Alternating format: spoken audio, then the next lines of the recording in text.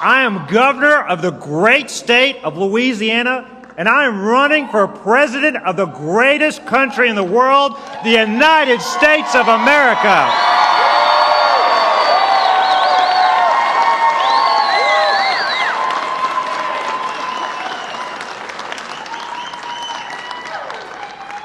"44 years ago, a young couple who had never before been on an airplane, they left their home on the other side of the world to come to a place called America. They had never seen it. There was no internet to search, but they had heard the legend. There was a place in this world where people were free and the opportunities were real. They weren't really coming to a geographical place. They were coming to an idea, and that idea is America.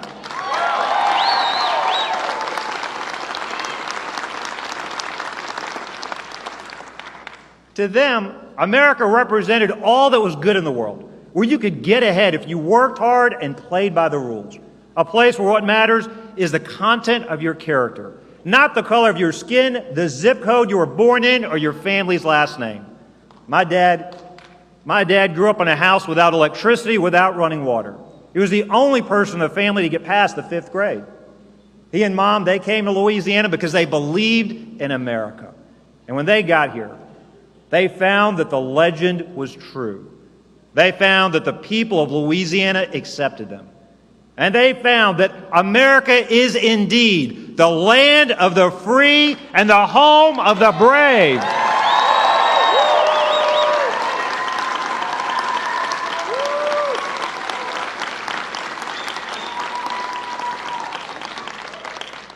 "37 years later, my parents' eldest son became governor of Louisiana. It was the aftermath of Katrina.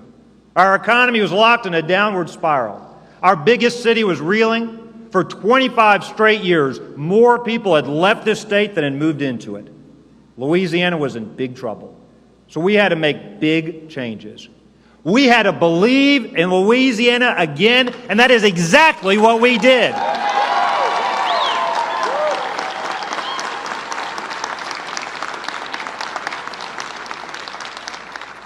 We reformed our ethics laws. We went from one of the worst states to one of the best states in the country.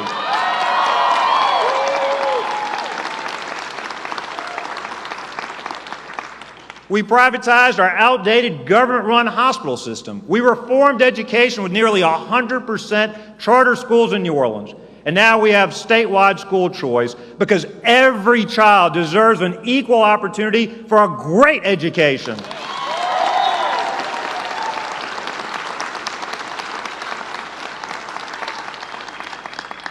Instead of the child following the dollars, we made the dollars follow the child because we trust the parents, not the bureaucrats, to make the best decisions for their kids.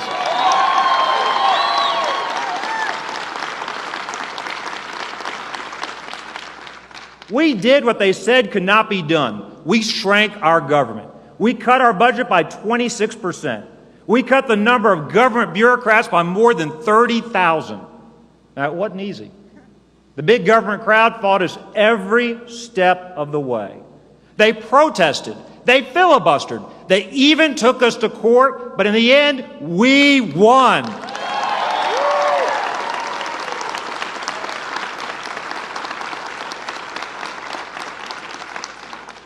Today, we have more people moving into Louisiana than out of it, our highest population in history. Our kids are coming home.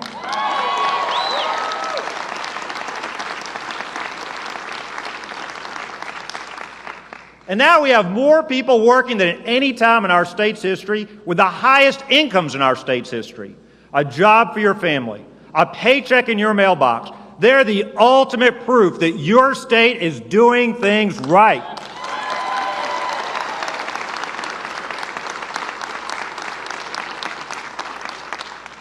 But of course, there's another side to the story. The big government crowd, they hate what we have done. They say that we have cut the government more than anyone. The government budgets are always running low on funds with me in the governor's office. My response to the big government crowd is simply this: yes. I am guilty as charged, and our state is better off for it today.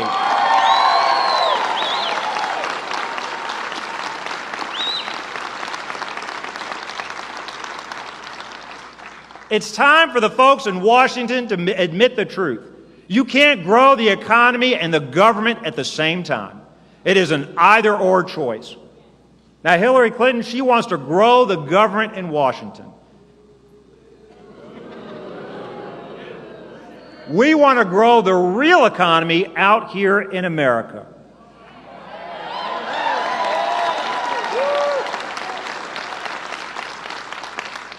Here's the key difference.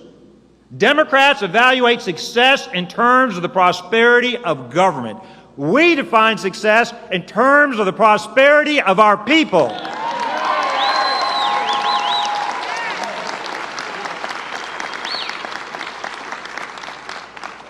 My approach is different from most of the other people running for president. The United States of America was made great by people who get things done, not lots of talk or entertaining speeches. Oh, to be sure, there are a lot of great talkers running for president already, but none of them. Not one can match our record of actually shrinking the size of government. If great speeches helped our country, we'd be on Easy Street right now. The guy in the White House today, he's a great talker. We have a bunch of great talkers running for president. We've had enough of talkers. It is time for a doer.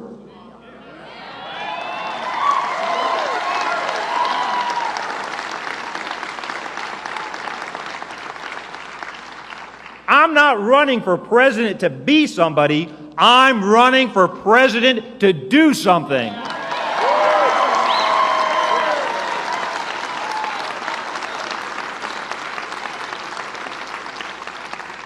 Oh, it's easy to talk about the mess that Obama has made of our country.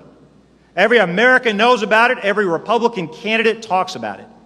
That's not even half of what we should expect from our next president. We owe voters more than just a tirade about the problem. We owe them honesty about our solution.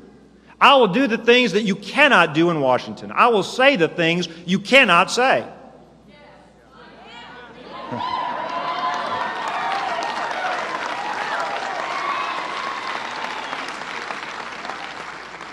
I served 2 terms in Congress. I can tell you how it works in Washington. If you want to be with the cool kids, if you want to be liked by the media, if you want to be invited to the right cocktail parties, you have to accept there are things in Washington you just cannot do. They say you cannot reduce the size of government or the number of bureaucrats. Oh, you might be able to cut the rate of increase here and there. But they say you cannot actually cut government spending. But we can and we will.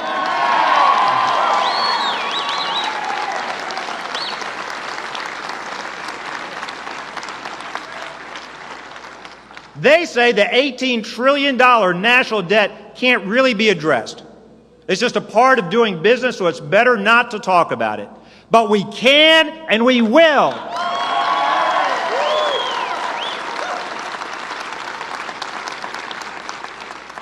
They know Social Security and Medicare are going bankrupt, but they're afraid to do anything about it. So they deny the math, they pretend everything is fine. But we can reform and save these programs, and we will.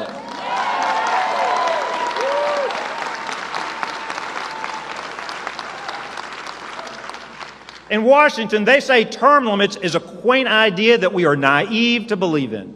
They think we need a permanent class, a ruling class of elites. It's safer to not rock the boat. But we can rock the boat, and we will rock the boat.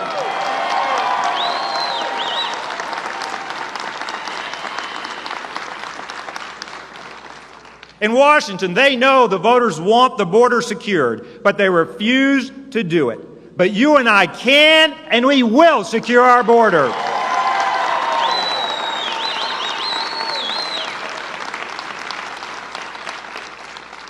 Finally, they say we can't really repeal and replace all of Obamacare.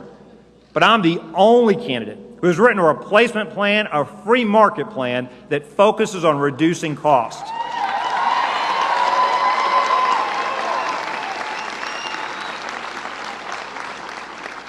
We can repeal Obamacare, and we will repeal Obamacare.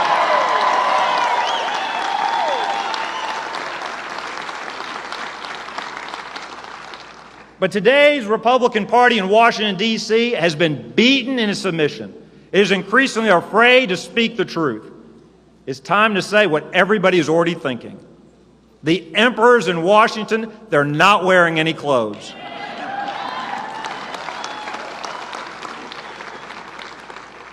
In case it's not clear by now, I am running for president without permission from headquarters in Washington, D.C.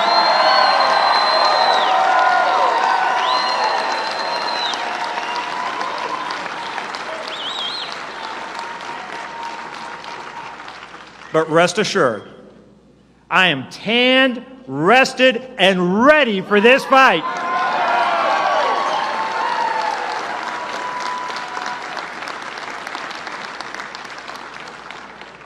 Here's the truth about most politicians. They're selfish. They're followers, not leaders. They worry more about their own fate than the country's fate. They take polls, they figure out where the public is headed, they run out front, they pretend to be leading the parade. It's easy to be a popular politician. Don't rock the boat. Kiss a bunch of babies, cut ribbons, don't make big changes. But I'm not going to take the easy way out. If you want somebody who's just going to pretend that everything is fine, just make some small tweaks, then you want somebody else. I'll make this promise to you. I will never lead from behind.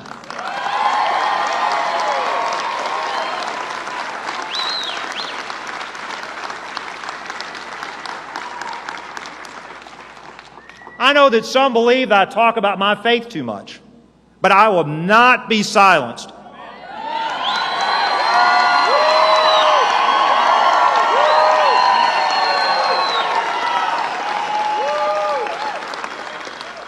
I will not be silenced in order to meet their expectations of political correctness.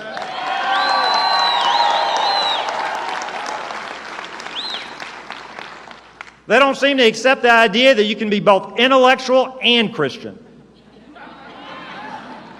They can't fathom the notion that you can be both smart and conservative. They need to get out more. There's a big country out here with millions of Americans who believe in God and are not ashamed to say so.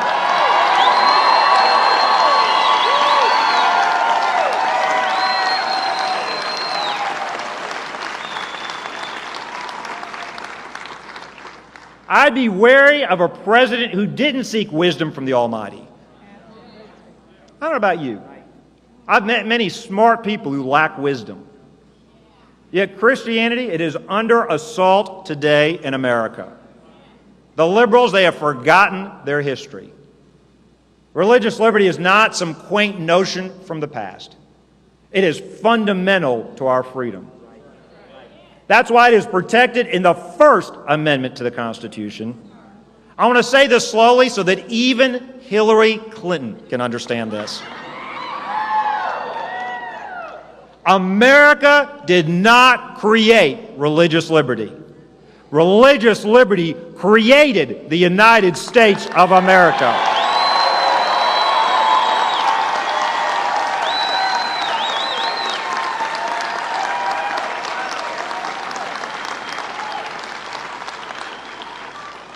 And it's time we stop trying to divide ourselves against each other. Hillary Clinton is always trying to divide us by ethnicity, by gender, by economic status. I don't know about you, but for me, I'm sick and tired of people dividing Americans.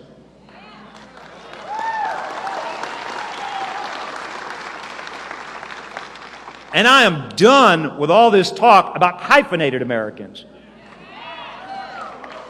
We are not Indian Americans, African Americans, Irish Americans, rich Americans, or poor Americans. We are all Americans.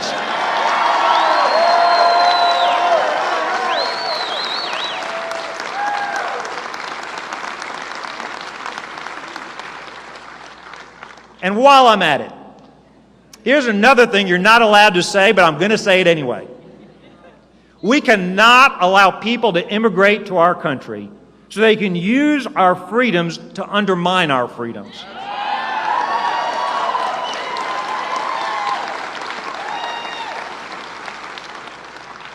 That is exactly what has happened in Europe, where they have second, third generations of immigrants who refuse to embrace the values and culture of the countries they have moved into.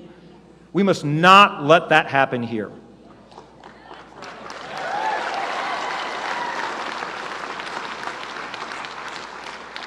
It is not unreasonable to demand, if you want to immigrate to America, you must do so legally. You must be ready and willing to embrace our values, learn English, and roll up your sleeves and get to work.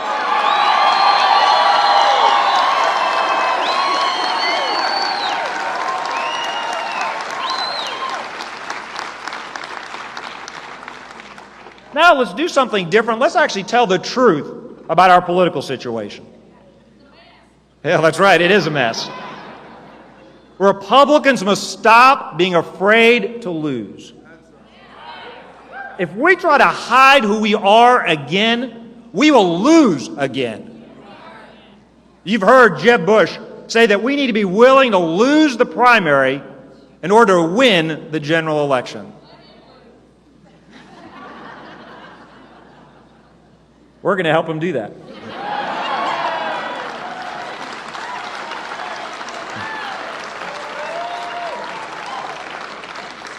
Let me translate that for you. I want to translate that political speak into plain English. What Jeb Bush is saying is that we need to hide our conservative ideals. But the truth is, if we go down that road again, we will lose again. Let's do something new.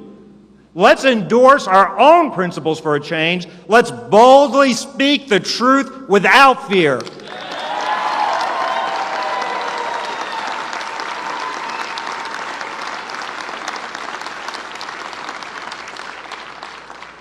As Republicans, we've already tried to appease the left, to make the media like us better, to talk in politically correct language, to hide some of our beliefs by calling them distractions. We've tried to mask our conservative ideals, and we have failed. Every Republican will tell you they are for school choice, shrinking government, cutting the government workforce, and getting rid of Common Core. But talk is cheap. Talk is just talk. I haven't just talked about these things, I've actually done these things. Every Republican will say they will fight to protect the unborn, repeal Obamacare, secure the border, and destroy ISIS. I won't simply talk about these things, I will get these things done.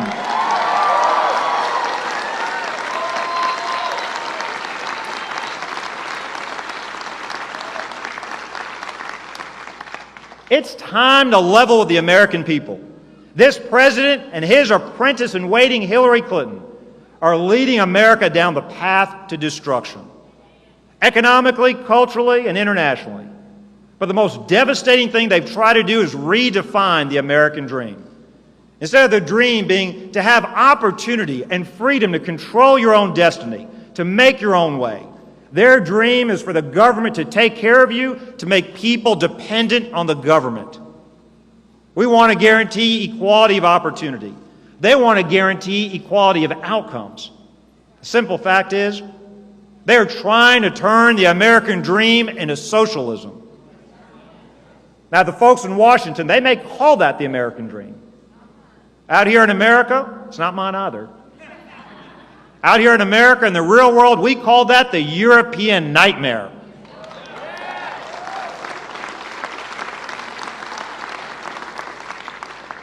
To be clear, we're not simply trying to reclaim the past. No, quite to the contrary. We are laying our claim on the future, a future where America leads the world.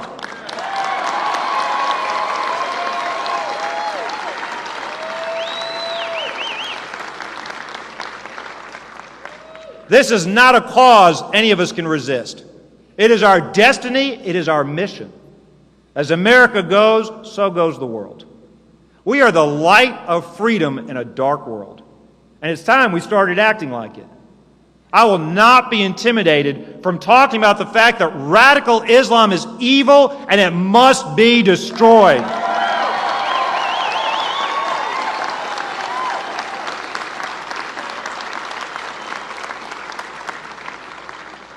Containment is a strategy for losers. But as General George S. Patton famously observed, Americans play to win all the time. Americans don't play to lose. President Obama has it wrong. Secretary Clinton has it wrong. Our allies need to trust us. Our enemies need to fear us. It is time we play to win again.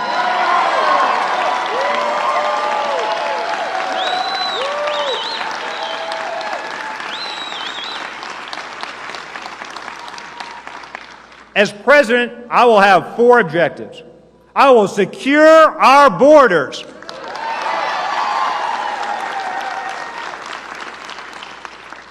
I will replace Obamacare with a health care system that focuses on reducing costs and restoring freedom.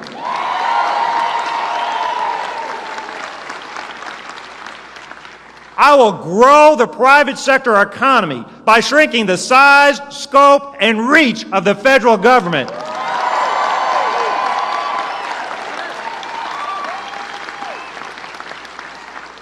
And I will rebuild America's defenses and restore our standing on the world stage.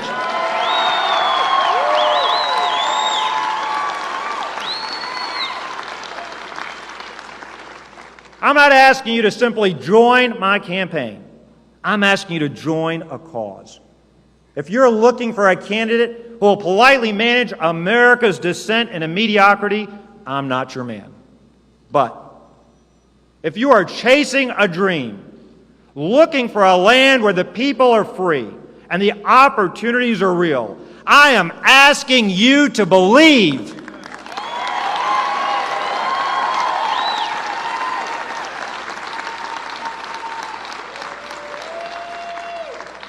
My dad told me as a young child that Americans can do anything. I believed him then, and I believe it now.